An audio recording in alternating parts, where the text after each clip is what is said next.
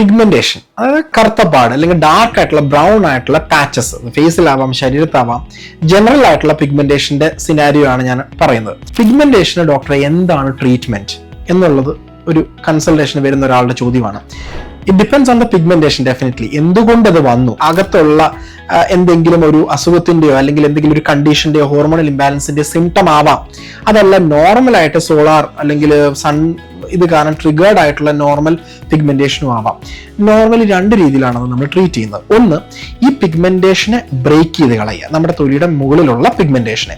അത് ether chemical peels നമുക്ക് ചെയ്യാം ഓർ നമുക്ക് ലേസർ ട്രീറ്റ്മെന്റ്സ്. ഈ ലേസർ ട്രീറ്റ്മെന്റ്സും കെമിക്കൽ പീൽസ് വഴി എക്സിസ്റ്റിംഗ് ആയിട്ടുള്ള പിഗ്മെന്റേഷനെ നമുക്ക് റിമൂവ് ചെയ്യാം. അതിന്റെ കൂടെ ഒരു കാര്യം കൂടെ വേണം, ഈ പിഗ്മെന്റേഷൻ ഇനിയും ശരീരത്തിൽ അല്ലെങ്കിൽ സ്കിന്നിൽ ജനറേറ്റ് ചെയ്യാതിരിക്കാൻ വേണ്ടിയിട്ട് നമ്മൾ എന്തെങ്കിലും ചെയ്യണം. അത് ഹോം കെയർ ആണ്.